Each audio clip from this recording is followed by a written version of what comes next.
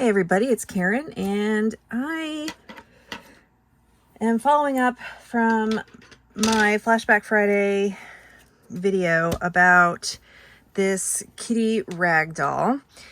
It looks like I have the body of the cat, but I've lost the arms.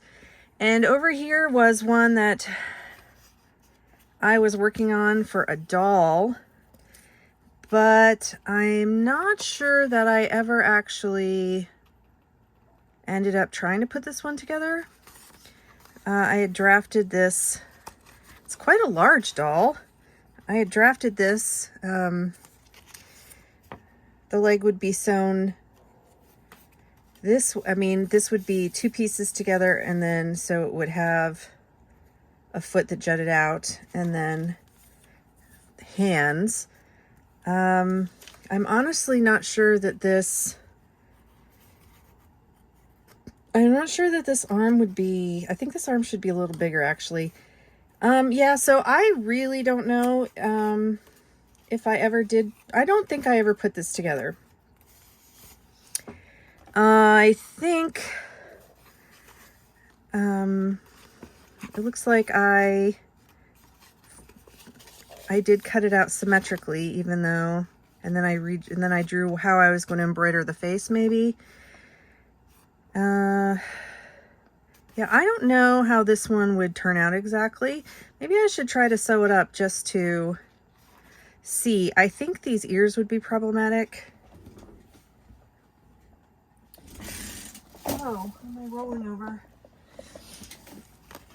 And I think the legs are appropriate. But I feel like if I was really going to do that, I don't know why she's so large. I think she should be shortened. All of her proportions should be shortened. She's pretty large. But I don't know. I mean, she could be cool. So the thing is, with this, with the kitty, is the arms are sewn on. So I don't have the pattern, but I could just, you know, trace it out. The arms are sewn on with buttons, so you use a doll needle that's extra long to go through the body. So I think I sewed it, I think I joined it here to the fabric of the body, then I threaded it through the button on this side and back through, whatever. So when you do the button method, that means that their arms can move. They're jointed. And if they're kept tight, then they hold their pose. I didn't do that to the legs. The legs are, as you can see, just part of the body. And the ears, I believe I sewed, I don't know if I just like used an embroidery stitch to make the delineation of the ears here, or if I actually sewed it all the way through. I think if I were to do this now, I would stuff the head, then actually sew this closed here. I would try that and see what it looked like, and then, you know, on both ears, and then stuff the head separately so that these were even more closed up. And this is symmetrical, but it didn't end up being symmetrical when I sewed it. So yeah, to do this again, I would definitely need to recreate this arm pattern. What was difficult about this arm pattern is I think that I left it open on the top. It looks like I left it open on the top, and then I ladder stitched this close. I think if I were to do this again, I would probably sew this all up and then probably leave a bit on the back side of the arm here open to stuff it, and then I would ladder stitch there because I'm pretty sure that's how I did this. And it's all hand stitched. So, and here I closed it. I had stuffed the body and then I closed it. It looks like I used a whip stitch there rather than a ladder stitch. I'm not sure why, but yeah, so that was the doll. You can see that it's a little bit, you know, slightly smaller than the pattern because it would require, it shrinks with seam allowance. I didn't have much of a seam allowance on this because it was hand sewn. I probably would, I guess if I was going to, so it would need,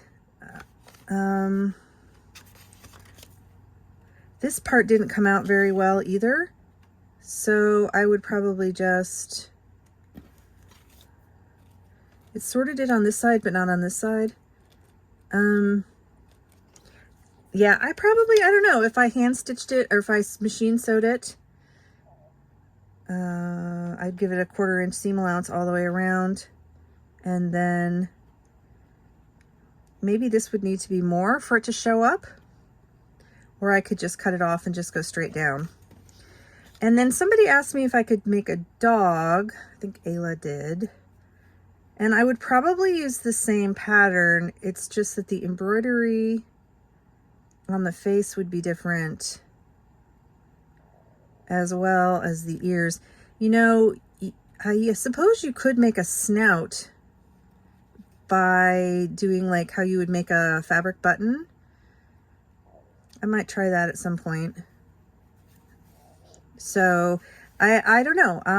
I might try to sew this up again and just see what it's like now that I'm a much better sewist. I mean, I'm not expert yet, but I'm better than I was when I did this one. I'm not sure why I kept it flat here, but I liked this wonky, whimsical, you know, body. So it would be easy to turn this into a rag doll as well, like just change the head. So if you guys are interested in me actually sewing up a couple more of these, let me know. And I could probably also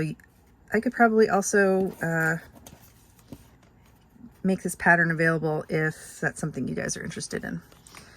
All right, I don't have a pattern for the clothes though, so it would just be for the body. And I could put a tail on, but I don't know, maybe I'll make up a tail for the next one as well.